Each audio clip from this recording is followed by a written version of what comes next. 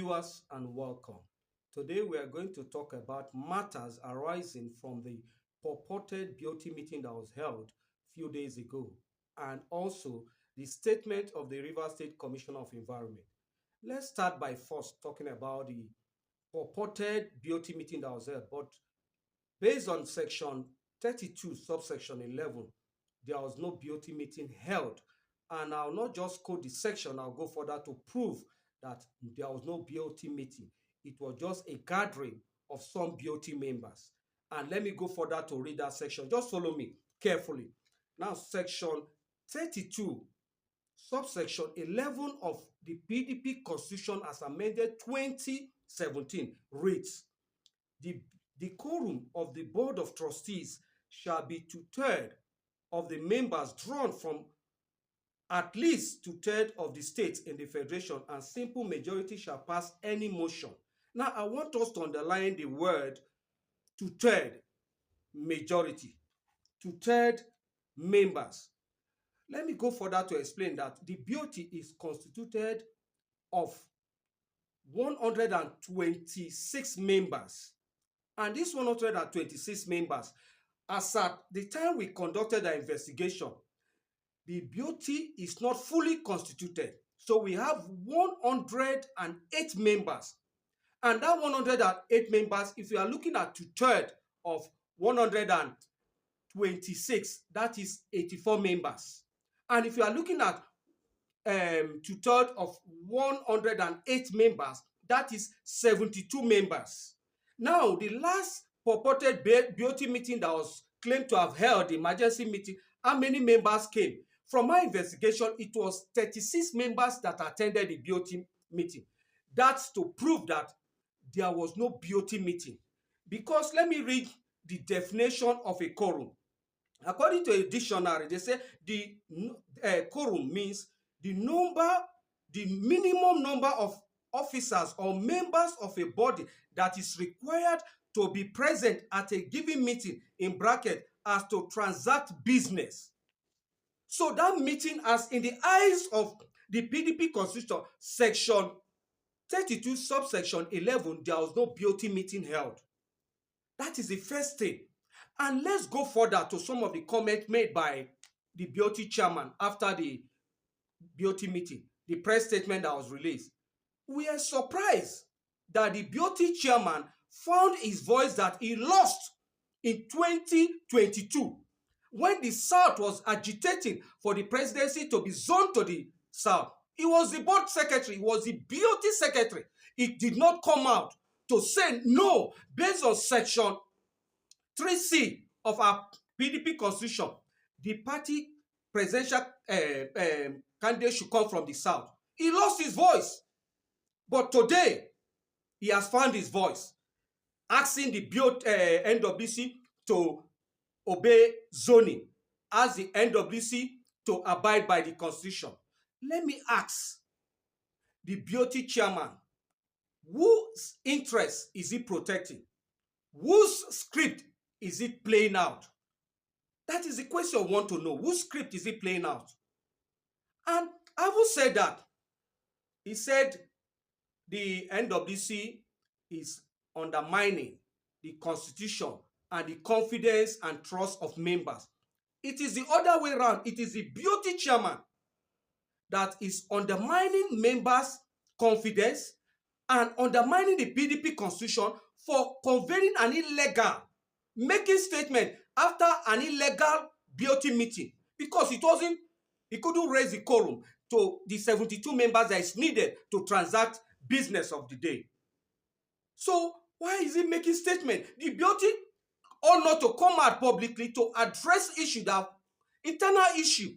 You bring it to the public. That's why we are asking the BoT chairman, whose interest is he protecting? Whose script is he acting? Because this is not the BoT we know. And that's why we are calling for him to step aside. We have lost of confidence in his capacity to resolve matters in the party. And let's say this clearly, that we will be very, very unhappy with the FCT minister if he grants the Wabara-led BoT audience, because it is very clear he has taken sides. No two ways about it. Now, the action of the BoT chairman is inconsistent with several sections of the PDP constitution. Looking at section 10, subsection 1, from K to J.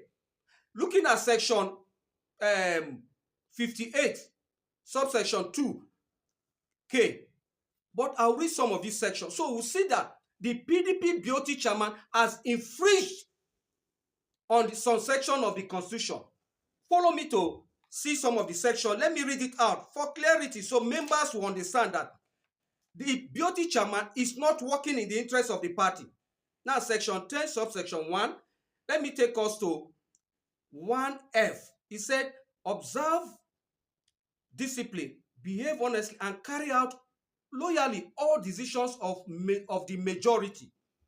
The postponement of the NEC meeting was a majority decision by the NWC and the governor's forum. And even before the recent one, the former one, the BoT was part of the meeting. So why will the BoT go against the majority decision? Is offense number 1. Then look at section 1G. Refrain from publishing or distributing to the public any article which purports to be the view of any faction, because it's the view of a faction. Because he didn't form a quorum and he went ahead to address press on internal issues. Unfortunate BoT chairman we have. Look at section 10, 1K. He said, be loyal to the party and not do anything that is inconsistent with this constitution. The action of the BoT chairman is inconsistent with the constitution, and as such, he should resign, should step aside. He has failed party faithful, and that is why we want to call on him to resign. Look at section 58. What section 58 says, and you see that the BoT chairman has committed offense punishable by suspension or expulsion. So in order not to be suspended or expelled, he should resign. Look at section 58, subsection 1H. He said, engage in any conduct likely to cause disaffection among members of the party or is likely to disrupt the peaceful, lawful, and efficient conduct of business of the party. The BoT chairman went against this one. The BoT chairman also went against section 58 1J, engage in unauthorized publicity of dispute within the party or creates a parallel party organs at any level. Authorized, the BoT chairman was not authorized because he did not form a quorum, the 72 members that were required, because the BoT is not fully constituted, or the 84 members that were required were not in that meeting. Only 36 attended. And if you look at this section, you will see that the BoT chairman has failed and should resign. Senator Wabara should resign as the BoT chairman if he has any integrity still left in him.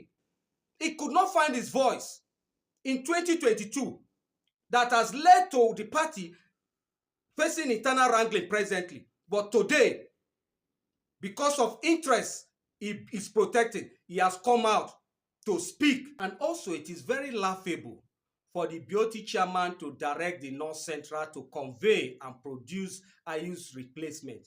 Let me remind the BoT chairman that section 35, subsection 3C, section 45, subsection 2, section 47, subsection 6 asks and demand that the deputy national chairman takes over.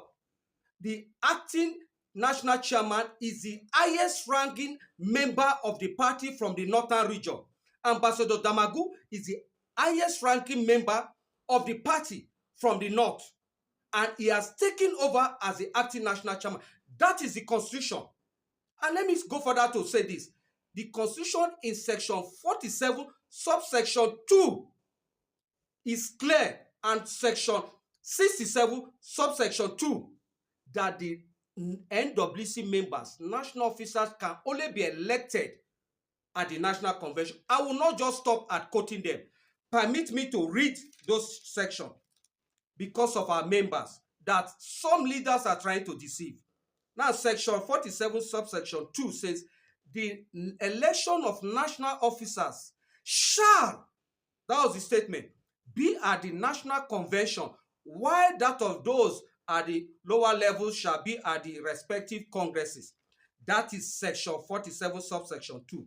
Now, section 67, here is clear. Section 67, subsection 2J, it says, national convention means the largest meeting of PDP at national level, which is the highest authority of the party, where decisions are ratified and presidential candidates and national officers are elected. So Ambassador Damagum goes nowhere, except you are telling me the party can just sit down and pick people to come and be presidential candidate. Let me say this.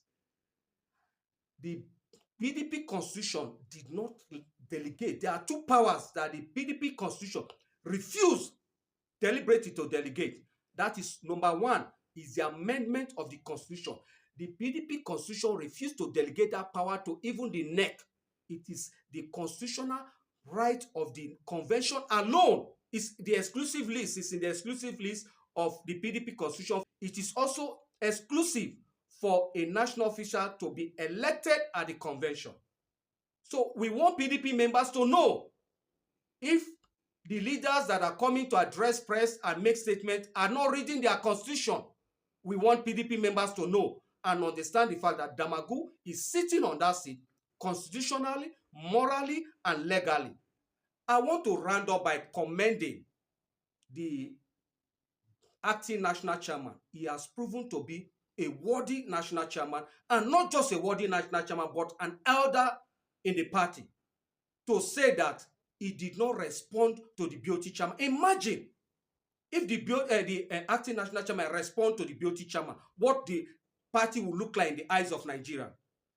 I salute you, Ambassador Maila Damagum, for that singular action. You have made us proud. And also, the Rivers State Commissioner of Environment, Honorable Tambari Bara, has claimed that it's in the PDP. In fact, let me read the statement. I don't want to say it. He said, when a governor is elected according to PDP constitution, that is where I have issue with him. He inherits asset and liability. That is not true. It is not in our PDP constitution. He appeared on News Central TV and made that claim and said that since Fubara is the governor, he has inherited the party, the liability and asset of the party. There is nothing in this PDP constitution as amended 2017 that stated that. So, Honorable Bara, please go and read your constitution. There is nothing like that. A lot of people have called me regarding this statement of the commissioner, and I refuse to respond since, but they keep on putting pressure on me. That's why I want to respond and make it clear that there is nothing like that in our constitution, that the governor, at once you are elected the governor, you inherit the asset and liability of the party. There is nothing like that. Foul, nothing in our constitution. Now, people should stop deceiving members because they have access to the media. And I will continue to puncture their lies using the constitution that they are claiming things that are not in there are in there. We want to use this opportunity to commend PDP faithful to try and keep faith with the party. We assure you that under the leadership of Ambassador Damagum, PDP will come out of this internal and interest wrangling. And come 2027, we are going to be victorious in all our electoral outing. Thank you very much.